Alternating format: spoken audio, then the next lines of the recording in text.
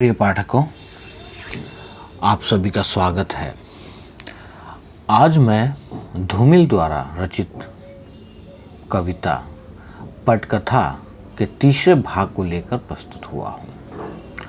तो चलिए कविता की पठन एवं व्याख्यान की ओर बढ़ते हैं। सहानुभूति और प्यार अब ऐसा छलावा है जिसके जरिए एक आदमी दूसरे को अकेले अंधेरे में ले जाता है और उसकी पीठ में छुरा भोंक देता है।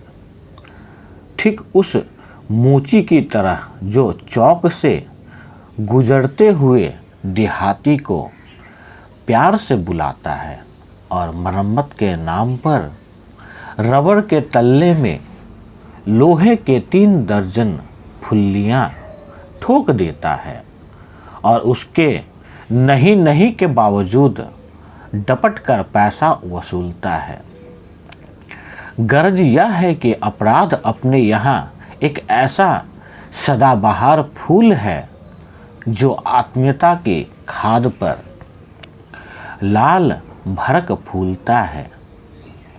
मैंने देखा है कि इस जनतांत्रिक जंगल में हर तरफ हत्याओं के नीचे से निकलते हैं हरे हरे हाथ और पेड़ों पर पत्तों की जुबान बनकर लटक जाते हैं। वे ऐसी भाषा बोलते हैं जिसे सुनकर नागरिकता की गोधूली में घर लौटते मुसाफिर अपना रास्ता भटक जाते हैं। तो आइए इन पंक्तियों के प्रसंग की ओर बढ़ते हैं। इन काव्य पंक्तियों के माध्यम से जन कवि धूमिल ने स्वतंत्र भारत में अपराध बढ़ने की बात कही है। तो चलिए पंक्तियों की व्याख्या करते हैं। यहाँ धूमिल जी कहते हैं कि दूसरे के दुख में दुख व्यक्त करना आजकल एक तरह का धोखा हो गया है। इस छलावे के द्वारा एक आदमी दूसरे अकेले आदमी को अंधेरे में ले जाता है और उसकी पीठ में उसी प्रकार छुरा भोंक देता है जिस तरह चौक में बैठा हुआ जूतों की मरम्मत करने वाला मोची उस जगह से निकलने वाले गांव के आदमी को प्यार से अपने पास बुलाता है। गांव का वह आदमी बार बार मना करता है कि मुझे अपने जूतों की मरम्मत नहीं करानी है। फिर भी वह मोची उस गांव वाले के जूतों की मरम्मत के नाम पर उसे जूते के नीचे वाले भाग में 36 ऐसी कीलें ठोक देता है जिनके ऊपर टोपी सी लगी रहती है। इसके बाद वह मोची उस गांव वाले को डांट कर उससे पैसे लेता है। इसका तात्पर्य यह है कि स्वतंत्र भारत में अपराध एक ऐसा फूल है जो सभी ऋतुओं में खिला रहता है। यह अपराध रूपी फूल अपनेपन की खाद के कारण फलता फूलता है। आत्मीयता के कारण ही ये अपराध बढ़ रहे हैं। धूमिल ने देखा कि भारत का जनतंत्र ऐसा जंगल है जिसमें अपराध रूपी फूल सदा खिला रहता है और अपनेपन की भावना इसमें खाद का काम करती है। यह फूल लाल रंग का और भड़कीला होता है। इस जनतंत्र रूपी जंगल में सभी ओर हरे हरे हाथ हत्याओं के नीचे से निकलते हैं और वे पेड़ों पर पत्तों की जीभ बनकर लटक जाते हैं। वे पत्ते ऐसी भाषा बोलते हैं जिसे सुनकर घर लौटने हुए यात्री उसी प्रकार रास्ता भटक जाते हैं जिस प्रकार जंगल से घर की ओर लौटती हुई गायों के खुरों से उड़ती हुई धूल से रास्ता ठीक से दिखाई नहीं देता है। इन पंक्तियों में अगर हम विशेष की बात करें तो यहाँ अनुप्रास तथा पुनरुक्ति प्रकाश अलंकार के साथ रूपक अलंकार का प्रयोग हुआ है। और भाषा की बात करें तो संस्कृत तथा उर्दू के शब्दों से सुशोभित खड़ी बोली हिंदी का प्रयोग हुआ है। तो चलिए अगली पंक्ति की ओर बढ़ते हैं। उन्होंने किसी चीज को सही जगह नहीं रहने दिया, न संज्ञा, न विशेषण, न सर्वनाम।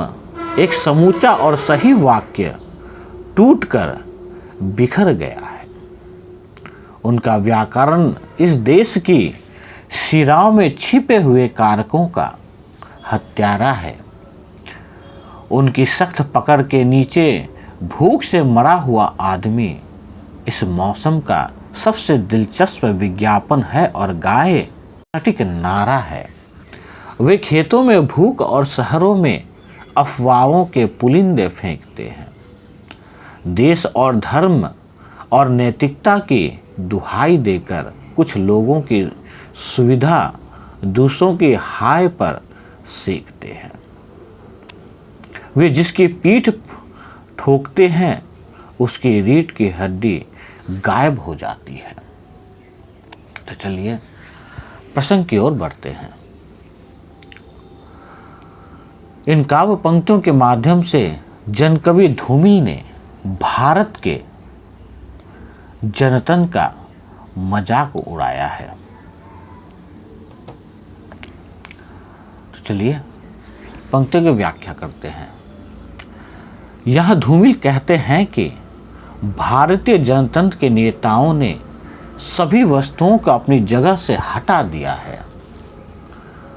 उनकी भाषा में संज्ञा, विशेषण और सर्वनाम शब्द उस स्थान पर नहीं है जहां उन्हें होना चाहिए। इस प्रकार एक शुद्ध वाक्य पूरी तरह टूटकर बिखर गया है। उसके शब्द दूर दूर हो गए हैं। इस भारत देश के निवासियों की नसों में जो व्याकरण छिपा था और उसमें जो कारक थे, उन्हें इन जनतंत्र के नेताओं ने समाप्त कर दिया है।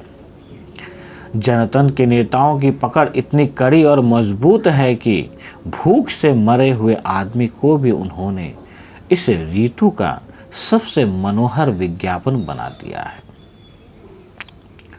भारत के धार्मिक जन गाय को पूज्य मानते हैं, इसलिए आजकल गाय उनका नारा बन गई है।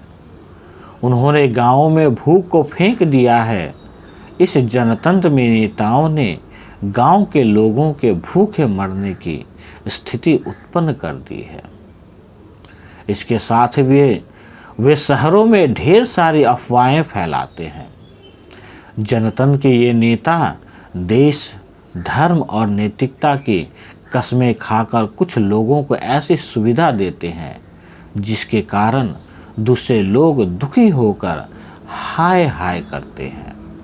वे जिसकी भी प्रशंसा करते हुए पीठ ठोकते हैं उसकी रीढ़ की हड्डी नहीं रहती। तात्पर्य यह है कि भारतीय जनतंत्र के नेताओं की प्रशंसा भी विनाश करती है। इस प्रकार इन पंक्तियों में अगर हम विशेष की बात करें तो यहाँ अनुप्रास तथा रूपक अलंकार का प्रयोग हुआ है। थी संस्कृत तथा उर्दू शब्दों से सुशोभित खड़ी बोली हिंदी का प्रयोग हुआ है। तो चलिए अगली पंक्ति की ओर बढ़ते हैं। वे मुस्कुराते हैं और दूसरों की आंख में झपटती हुई प्रतिहिंसा करवट बदल कर सो जाती है। मैं देखता रहा, हर तरफ ऊब थी, संशय था, नफरत थी, मगर हर आदमी अपनी ज़रूरतों के आगे असहाय था। उसमें सारी चीज़ों को नए सिरे से बदलने की बेचैनी थी, रोष था, लेकिन उसका गुस्सा एक तथ्यहीन मिश्रण था। आग और आंसू और हाय का। तो चलिए पंक्तियों के प्रसंग की ओर बढ़ते हैं। इन काव्य पंक्तियों के माध्यम से जनकवि धूमिल ने भारतीय जनतंत्र को पूर्ण रूप से बदलने में अपनी असमर्थता व्यक्त की है। तो चलिए व्याख्या की ओर बढ़ते हैं। भारतीय जनतंत्र के नेता जब मुस्कुराते थे तब उसके विरोधियों की आंखों में जो बदले की भावना थी वह करवट बदलकर सो जाती थी, अर्थात समाप्त हो जाती थी। जनकवि धूमिल इस परिवर्तन को बहुत समय तक देखते रहे। उन्हें सभी ओर संदेह और घृणा दिखाई दी। तात्पर्य यह है कि भारतीय जनतन के नेताओं से भारत की जनता ऊब चुकी थी, उनके प्रति संदेह की भावना बना चुकी थी और उनसे घृणा करने लगी थी। मगर भारत का प्रत्येक प्रजाजन अपनी आवश्यकताओं के कारण लाचार था, उन नेताओं को बदल नहीं पा रहा था। भारतीय जनों में पूरी व्यवस्था बदलने और उनकी नए सिरे से निर्माण करने अर्थात बनाने की व्याकुलता और क्रोध था, मगर भारतीय जनता का क्रोध आग, आंसू और हाय की ऐसी मिलावट थी जिसमें वास्तविकता का अभाव था, जिसमें कोई तथ्य नहीं था। इस प्रकार इसमें पंक्तियों में हम विशेष की बात करें तो यहाँ अनुप्रास तथा पुनरुक्ति प्रकाश अलंकार का प्रयोग हुआ है तथा साथ ही संस्कृत तथा उर्दू शब्दों से सुशोभित खड़ी बोली हिंदी का भी प्रयोग हुआ है। तो चलिए अगली पंक्ति की ओर बढ़ते हैं। इस तरह एक दिन जब मैं घूमते घूमते थक चुका था, मेरे खून में एक काली आंधी दौड़ लगा रही थी। मेरी असफलताओं में सोए हुए वहशी इरादों को झकझोर कर जगा रही थी। अचानक नींद की असंख्य परतों में डूबते हुए मैंने देखा, मेरी उलझनों के अंधेरे में एक हमशक्ल खड़ा है। मैंने उससे पूछा, तुम कौन हो? यहाँ क्यों आए हो? तुम्हें क्या हुआ है? तुमने पहचाना नहीं? मैं हिंदुस्तान हूँ। हाँ, मैं हिंदुस्तान हूँ। वह हंसता है, ऐसे हंसी कि दिल दहल जाता है, कलेजा मुंह को आता है और मैं हैरान हूँ। तो चलिए पंक्तियों के प्रसंग की ओर बढ़ते हैं। इन काव्य पंक्तियों में जनकवि धूमिल ने अपने आप को स्वतंत्र भारत के समान आकार वाला प्रस्तुत किया है। चलिए व्याख्या की ओर बढ़ते हैं। इस काव्य इस प्रकार एक दिन ऐसा हुआ कि जनकवि धूमिल घूमते घूमते थक चुके थे और उनके खून में एक प्रकार की काली आंधी दौड़ लगा रही थी। तात्पर्य यह है कि चिंतन और व्याकुलता के कारण उनके रक्त का प्रवाह तेज हो गया था। वह काली आंधी जनकवि धूमिल के मन में सोए हुए निश्चयों को जगा रही थी। तभी एकाएक जनकवि धूमिल ने देखा कि उनकी परेशानियों के अंधकार में उन्हीं की समान आकृति वाला एक आदमी या व्यक्ति उनके सामने खड़ा है। जनकवि धूमिल ने अपने समान आकृति वाले उस पुरुष से पूछा कि तुम कौन हो और मेरे पास यहाँ पर क्यों आए हो? तुम्हें क्या परेशानी है? तब उस समान आकृति वाले ने जनकवि धूमिल से कहा, मुझसे तुम्हें पहचाना नहीं? मैं हिंदुस्तान हूँ। मेरा विश्वास करो, मैं हिंदुस्तान ही हूँ। इसके बाद धूमिल के समान आकार वाला वह पुरुष हंसने लगा। उसकी हंसी ऐसी भयानक थी कि उसे देखकर जनकवि धूमिल का हृदय कांपने लगा। धूमिल इतना परेशान हो गए कि उनका कलेजा मुंह को आ गया। तो चलिए अगली पंक्ति की ओर बढ़ते हैं। यहाँ आओ, मेरे पास आओ, मुझे छुओ, मुझे जियो, मेरे साथ चलो, मेरा यकीन करो, इस दलदल से बाहर निकलो। सुनो, तुम चाहे जिसे चुनो, मगर इसे नहीं, इसे बदलो। मुझे लगा आवाज़ जैसे किसी जलते हुए कुएं से आ रही है। एक अजीब सी प्यार भरी गुर्राहट जैसे कोई मादा भेड़िया अपने ही किसी छौने का सिर चबा रही है। मेरा सारा जिस्म थरथरा रहा था।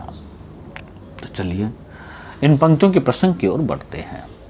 इन काव्य पंक्तियों के माध्यम से जनकवि धूमिल ने भारतवर्ष के अगले चुनाव में पहले चुने गए लोगों को दोबारा न चुनने की बात कही गई। तो चलिए पंक्तियों के प्रसंग की ओर बढ़ते हैं, माफ करें व्याख्या करते हैं। जनकवि धूमिल को अपना प्रतिरूप अर्थात अपनी आकृति के समान आकृति वाला हिंदुस्तान मिला। उसने धूमिल से कहा, तुम मेरे पास आओ, तुम यहाँ आओ और मुझे छुओ, मुझे जियो अर्थात मेरे समान जीवन बिताओ। मेरे साथ चलो, मैं जो कहता हूँ उसका विश्वास करो। तुम जिस दलदल में फंसे हो उससे बाहर निकलो। तुम मेरी एक बात सुन लो।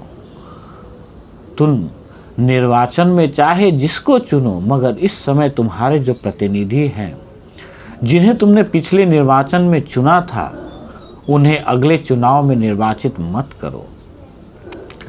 इस समय तुम्हारे जो प्रतिनिधि हैं उन्हें बदल दो। अपनी आकृति के समान आकृति वाले भारत की आवाज़ सुनकर जनकवि धूमिल को ऐसा जान पड़ा कि यह आवाज़ किसी जलते हुए कुएं के भीतर से आ रही है। कुएं के भीतर से कवि धूमिल को एक विचित्र प्रकार की प्यार भरी गुर्राहट सुनाई दी। जनकवि धूमिल को लगा कि कोई मादा भेड़िया अपने बच्चे को दूध पिला रही है और उसके साथ ही बकरी के किसी बच्चे का सिर भी चबा रही है। इसे देखकर जनकवि धूमिल का पूरा शरीर थर थर कांपने लगता है। इस प्रकार इन पंक्तियों में विशेष की बात करें तो अनुप्रास तथा पुनरुक्ति प्रकाश अलंकार के साथ संस्कृत तथा उर्दू के शब्दों से सुशोभित खड़ी बोली हिंदी का प्रयोग हुआ है। तो चलिए अगली पंक्ति की ओर बढ़ते हैं। उसकी आवाज़ में असंख्य नरकों की घृणा भरी थी। वह एक एक शब्द चबा चबा कर बोल रहा था, मगर उसकी आंख गुस्से से भी हरी थी। वह कह रहा था, तुम्हारी आंखों के चकनाचूर आईनों में वक्त की बदरंग छायाएं उल्टी कर रही है और तुम पैरों की छाल गिनकर भविष्य का कार्यक्रम तैयार कर रहे हो। तुम एक ऐसा जिंदगी से गुजर रहे हो जिसमें न कोई तुक है न सुख है। तुम अपनी शापित परछाइयों से टकराकर रास्ते में रुक गए हो। तुम जो हर चीज़ अपने दांतों के नीचे खाने की आदी हो, चाहे वह सपना अथवा आज़ादी हो, अचानक इस तरह क्यों चूक गए हो। चलिए इन पंक्तियों के प्रसंग की ओर बढ़ते हैं। इन काव्य पंक्तियों के माध्यम से जनकवि धूमिल ने भारतीय जनतंत्र को पूर्ण रूप से बदलने में अपनी असमर्थता व्यक्त की है। तो चलिए पंक्तियों की व्याख्या की ओर बढ़ते हैं। स्वतंत्र भारत देश जनकवि धूमिल के समान आकार वाला बनकर उससे जो कह रहा है, उसके विषय में धूमिल का कथन है कि उसकी आवाज़ अनगिनत नरकों की घृणा भरी थी।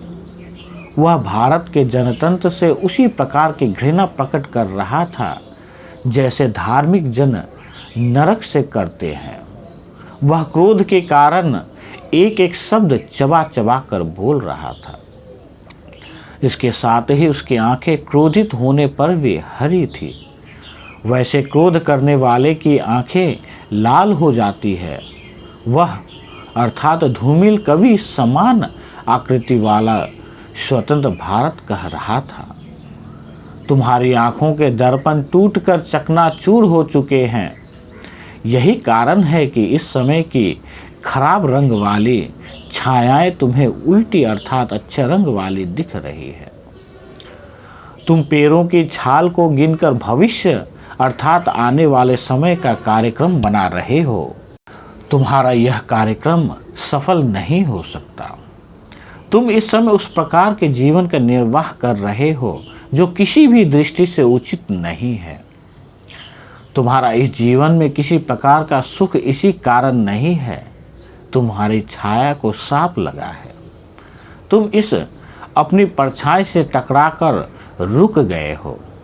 तुम्हें तुम्हारी परछाई ने ही रोका है, अन्य किसी ने नहीं।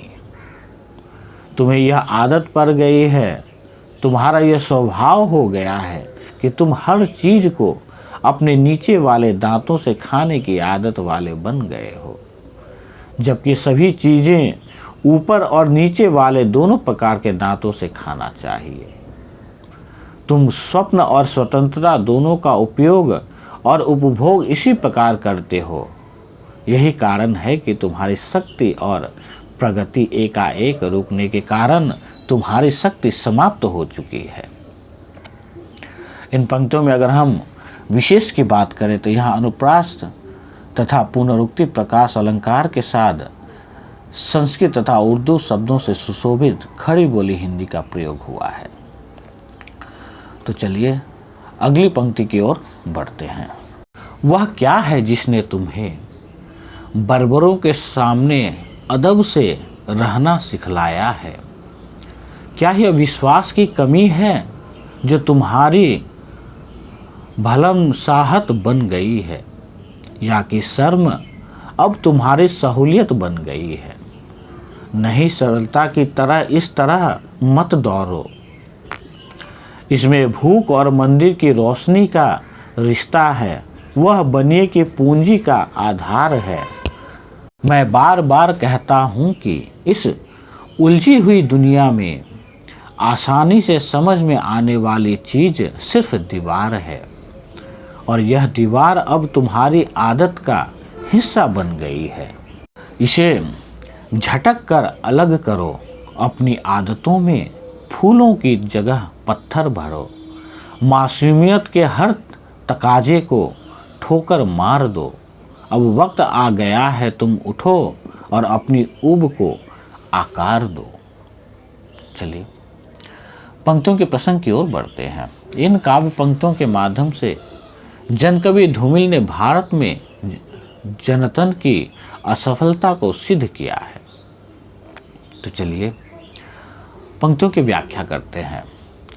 जनकवि धूमिल की समान आकृति वाले हिंदुस्तान ने उनसे कहा कि वह कौन सा कारण है जिसने तुम्हें अत्याचारियों और असभ्य लोगों के सामने अदब और शिष्टाचार से रहना सिखाया है?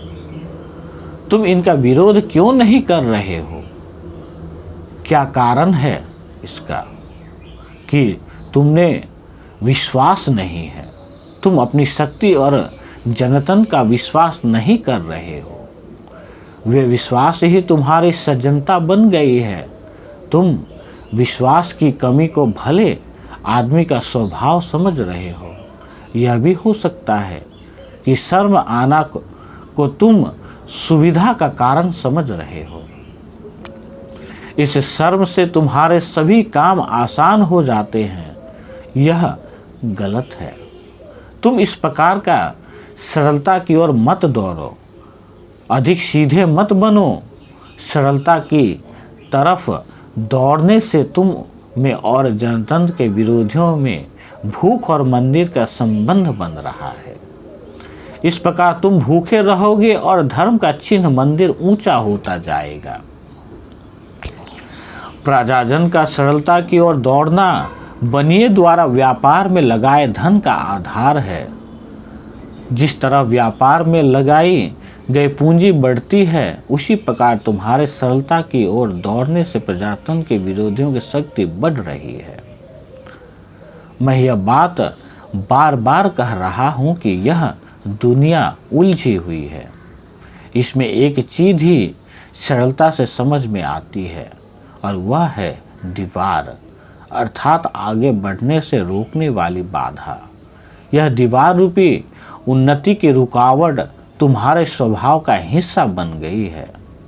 भलाई इसी में है कि इसे झटका देकर अपने से अलग कर दो। इस प्रकार इन पंक्तियों में हम विशेष की बात करें तो यहाँ अनुप्रास तथा पुनरुक्ति प्रकाश अलंकार के साथ संस्कृत तथा उर्दू शब्दों से सुशोभित खड़ी बोली हिंदी का प्रयोग किया गया है। तो चलिए अगली पंक्ति की ओर बढ़ते हैं। सुनो, आज मैं तुम्हें वह सत्य बतलाता हूँ जिसके आगे हर सच्चाई छोटी है। इस दुनिया में भूखे आदमी का सबसे बड़ा तर्क रोटी है। अगर तुम्हारी भूख और भाषा में यदि सही दूरी नहीं है तो तुम अपने आप को आदमी मत कहो, क्योंकि पशुता सिर्फ पूंछ होने की मजबूरी नहीं है। वह आदमी को वहीं ले जाती है जहां भूख सबसे पहले भाषा को खाती है। वक्त सिर्फ उसका चेहरा बिगाड़ता है जो अपने चेहरे की राख दूसरों की रुमाल से झाड़ता है।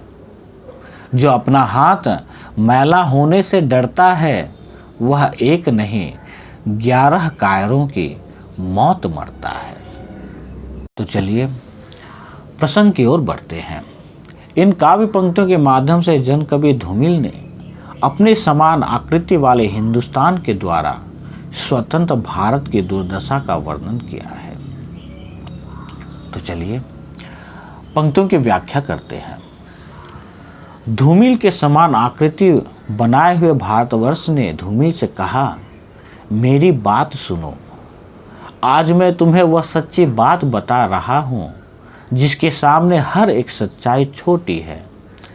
तात्पर्य यह है कि भारतवर्ष धूमिल को जो बताना चाहता है वह सबसे बड़ा सत्य है।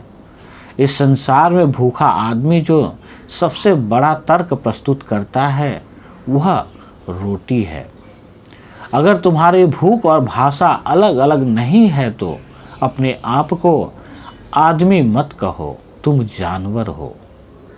यह मत समझो कि जानवर होने के लिए पूंछ होने की व्यवस्था है, क्योंकि पूंछ वाला जीवधारी ही सिर्फ पशु नहीं होता है।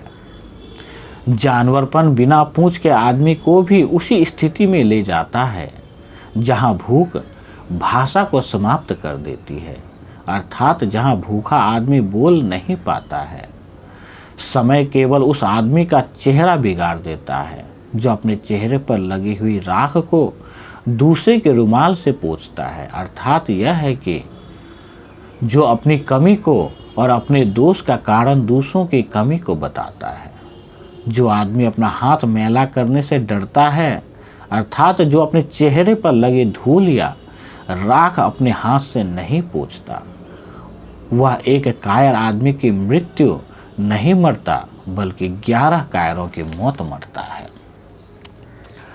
इन पंक्तियों में अगर हम विशेष की बात करें तो यहाँ अनुप्रास अलंकार के साथ संस्कृत तथा उर्दू से सुशोभित खड़ी बोली हिंदी का प्रयोग हुआ है। तो चलिए अगली पंक्ति की ओर बढ़ते हैं।